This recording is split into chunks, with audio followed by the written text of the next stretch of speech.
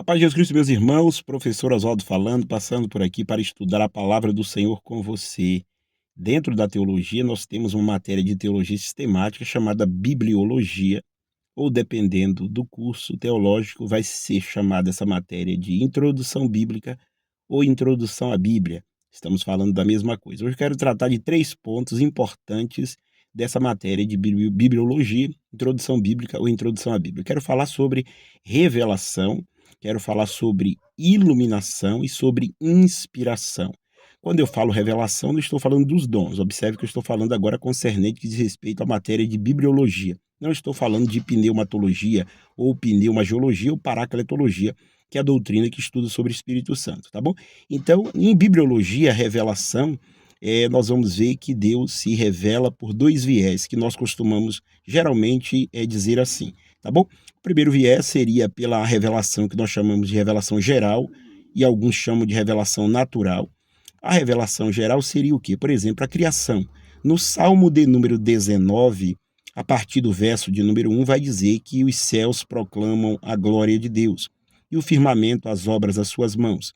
E o salmista vai continuar expressando que a criação, aquilo que foi criado, está como se estivesse falando, né? Ele usa a ideia metafórica aqui, né, para mostrar que é como se aquilo que Deus criou falasse para as pessoas, né, dissessem às pessoas que existe um Deus. As pessoas, ao olharem a criação, é como se a criação gritasse, anunciasse, falasse. Ele vai dizer isso a partir dos versos 2 e 3, nós vamos encontrar do Salmo de número 19. O apóstolo Paulo, em Romanos capítulo 1, versículos 20 e 21, o apóstolo Paulo também vai mostrar que a criação ela revela a Deus. Ele vai dizer de fato que os atributos invisíveis de Deus e o seu poder é manifesto pelas coisas que foram criadas, para que o homem se apresente diante de Deus sem desculpas. Observe que a criação está revelando o nosso Deus. A providência também é uma revelação de Deus geral ou natural.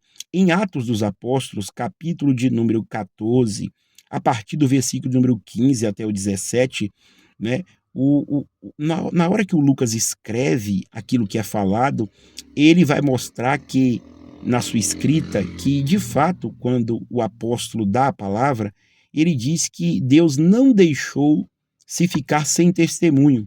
E aí alguém poderia dizer, mas qual foi o testemunho que Deus deu para aquela geração? Aí Deus diz assim, pela boca do apóstolo, né? Chuvas dos céus, as suas colheitas, né, vocês tiveram a oportunidade de colher, eu dei chuva dos céus e enchi o coração de vocês de alegria. Ou seja, Deus não ficou sem testemunho, se revelou também através da providência.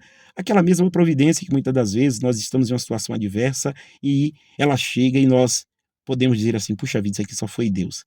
Se não tem outro jeito, é Deus. Se não fosse Deus, não tinha como. Então, nós temos aí a revelação geral. Nós temos também a história. A história também é uma revelação geral de Deus. Quando nós observamos a história no sentido geral, claro, já podemos ver que de fato existe um Deus. Mas deixa eu tirar do macro e colocar no micro aqui para nós podermos pensar. Vamos pensar na história de Israel, de forma micro, né? Tirar do macro o mundo e colocar no micro, somente sobre esse país. Um país pequeno, é como se fosse o estado de Sergipe nosso. Observe, um país tem basicamente o mesmo tamanho que um estado nosso. Olha só que coisa. E ninguém consegue destruir esse povo. Quando você lê a história sobre os hebreus, os judeus, os israelitas, você percebe que, de fato, existe um Deus. Mas nós não temos somente a revelação geral natural, nós temos também a revelação especial. A revelação especial, ela prova que Deus existe de fato. E o ápice da revelação especial é o nosso Senhor e Salvador Jesus Cristo. De acordo com a carta aos Hebreus, capítulo de número 1, a partir do versículo de número 1, o autor aos Hebreus vai dizer que Deus se revelou no passado de várias formas, de muitas maneiras, pelos profetas, mas nos últimos dias nos falou pelo Filho. O Filho é o ápice da revelação de Deus. Mas não só o Filho. A palavra escrita também é uma revelação especial de Deus. A palavra escrita, ela é a revelação especial de Deus. Mas não só isso, os milagres, nós podemos ver nos milagres ali também a revelação especial de Deus. podemos ver nas profecias bíblicas cumpridas cabalmente a revelação especial de Deus. Então, no quesito revelação, nós temos dois viés. Nós temos aqui o viés da revelação geral ou natural e a revelação especial. Tá bom? Deus abençoe a todos e fiquem todos na paz do Senhor Jesus.